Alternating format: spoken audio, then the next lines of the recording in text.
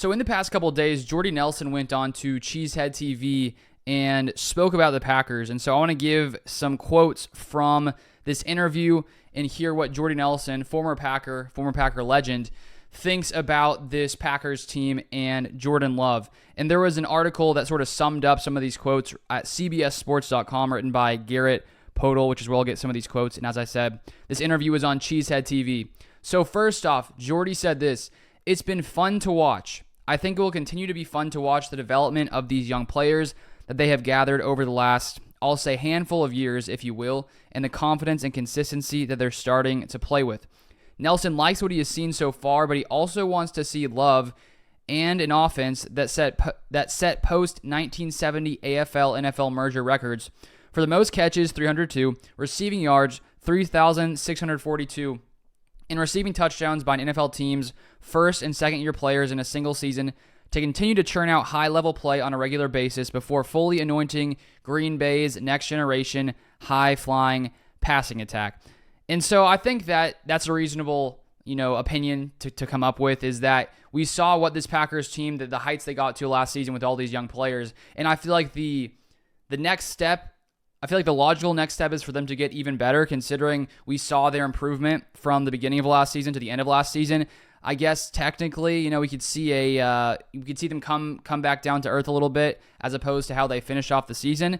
And before the Packers are seen in the same light of maybe San Francisco 49ers, who have found consistent success over the past few seasons with the team they have built around there.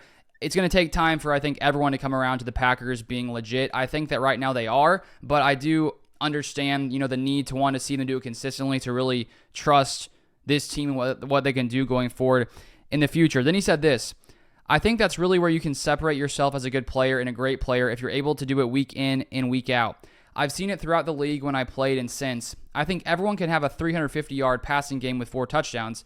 Everyone can have that flash in the pan.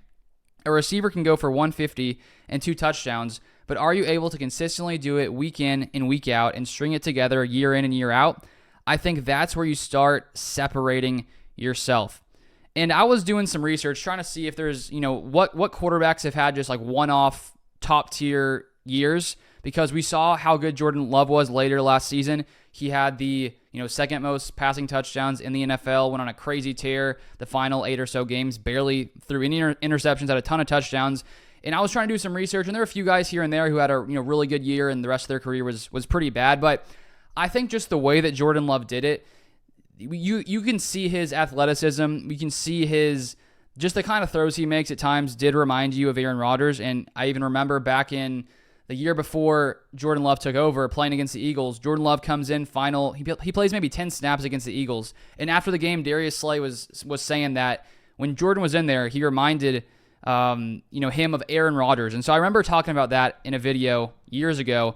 And of course, it's hard to gauge one game and say, okay, 10 plays, whatever it was, something like that. Can you really take that and say this guy could be like Aaron Rodgers? But when you have another NFL player who is at that, just a very good defensive player, I think you have to take those kind of comments into account. And the fact that we saw that a couple seasons ago, I remember Devondre Campbell saying in the offseason before Jordan Love took over that he's better than lots of QBs in the NFL already.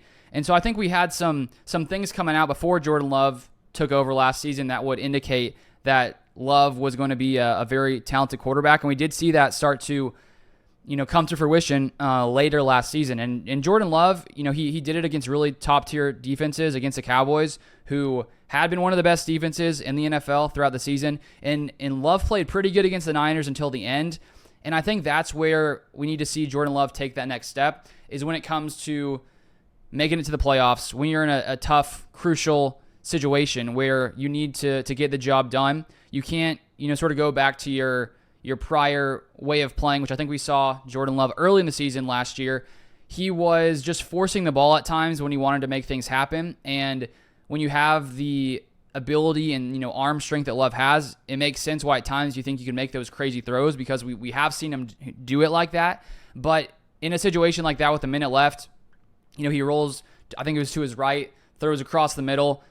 He was just trying to make something happen. You can't blame him. He was trying to, get the ball down the field quickly. And unfortunately, he just made a poor decision in crunch time. And so that's where I want to see Jordan Love take that next step, is even in those really high pressure situations, can you continue to be consistent and make wise decisions? Because in the second half of last season, we really saw him go from making a lot more poor decisions in that stretch where the Packers were on that losing streak. And then later in the season, we really saw him not really force the ball like he had been in times past. He was willing to take those checkdowns. He would still make some, nice throws into tight windows, but it wasn't, super risky throws, which we saw a lot earlier than the season, and then to end that 49ers game. And so we do need to see consistency from this team, and hopefully we'll get that going forward. And then here's the final quote from Jordy. They have plenty of talent there, and they have guys that have been able to be slightly consistent.